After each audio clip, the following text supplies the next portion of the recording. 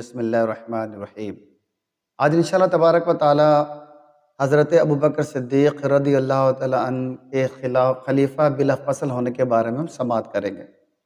کئی لوگ یہ سمجھتے ہیں کہ جناب ابوبکر صدیق خلیفہ بلا فصل نہیں ہے۔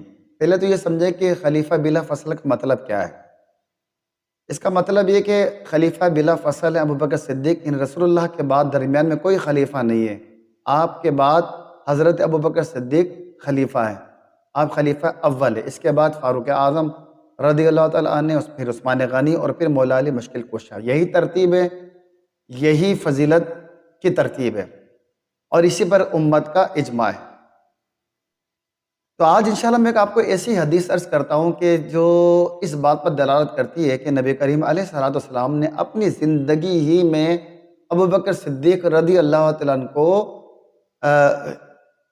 خلیفہ گویا کہ چن لیا تھا، یعنی ایسے اشارے، واضح اشارے بیان کر دیے تھے جس سے پتہ چلتا تھا کہ نبی کریم علیہ السلام کے بعد جو امامت کا، خلافت کا اہل ہے وہ ابوبکر صدیق رضی اللہ تعالیٰ عنہ۔ چنانچہ امام بخاری علیہ رحمٰن نے اپنی صحیح میں اور امام مسلم علیہ رحمٰن نے اپنی صحیح میں حضرت سیدنا ابو موسیٰ اشعری رضی اللہ تعالیٰ سے روایت کیا کہ جب نبی کریم علیہ السلام مریض ہوئے اور مرض نے غلبہ کیا تو آپ نے ارشاد فرمایا، اے عائشہ ابوبکر سے کہو کہ وہ نماز پڑھائیں۔ تو حضرت عائشہ صدیقہ رضی اللہ تعالیٰ نے عرض کی کہ یا رسول اللہ، میرے والد جو ہیں وہ نرم دل کے ہیں، وہ آپ کی جگہ کھڑے ہو کر نماز پڑھا نہیں پائیں گے۔ نبی کریم علیہ السلام نے فرمایا کہ ابوبکر کو حکم دو کہ وہ نماز پڑھائیں۔ آپ نے پھر وہ عذر پیش کیا، نبی کریم علیہ السلام نے پھر حکم دیا کہ ابوبکر کو حکم دو کہ وہ نماز پڑھائیں۔ چنانچہ ہے سرکار کی حیاتی میں حضرت ابوبکر صدیق رضی اللہ تعالیٰ عنہ نے مسجد میں با جماعت نماز پڑھائی، اور یہ آپ واحد صحابی ہیں کہ جنہوں نے نبی کریم علیہ السلام کی ظاہری حیات میں امامت کی۔ اور یہ جو حدیث ہے، حدیث متواتر ہے۔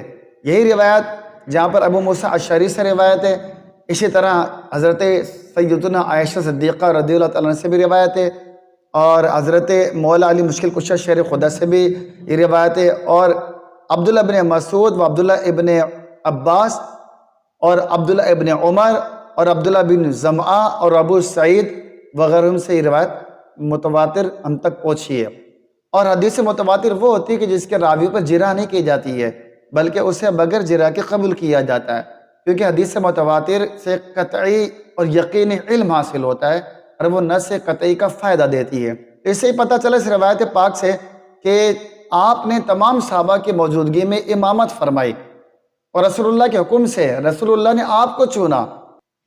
تو علماء نے اس حدیث کے تحت بیان کیا ہے کہ اس حدیث میں بہت واضح دلائل ہیں کہ حضرت صدیق اکبر رضی اللہ تعالیٰ عنہ مطلقاً تمام صحابہ سے افضل اور خلافت و امامت کے لیے سب سے زیادہ احق، یعنی زیادہ حقدار، اور اولا یعنی سب سے زیادہ بہتر ہیں۔ کسی عاشق نے بڑی پیاری بات فرمائی ہے، علم میں، زہد میں بے شبہ تو سب سے بڑھ کر، کہ امامت سے تیری کھل گئے جوہر صدیق، اس امامت سے کھلا تم ہو امام اکبر، تھی یہی رمز نبی، کہتے ہیں حیدر صدیق۔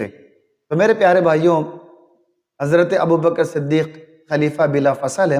نبی نے جو فیصلہ کر دیا ہم اس کے پیچھے ہیں، اس کے علاوہ کسی کی بات ماننا بالکل بھی عقل مندی نہیں ہے۔ اللہ تبارک و تعالی ہمیں صحابہ کا بادب بنائے، اور جو صحابہ کے گستاخ ہیں ان سے ہمیں محفوظ فرمائے، ہماری نسلوں کی بھی حفاظت فرمائے۔ وآخر دعوانا ان الحمد للہ رب العالمین۔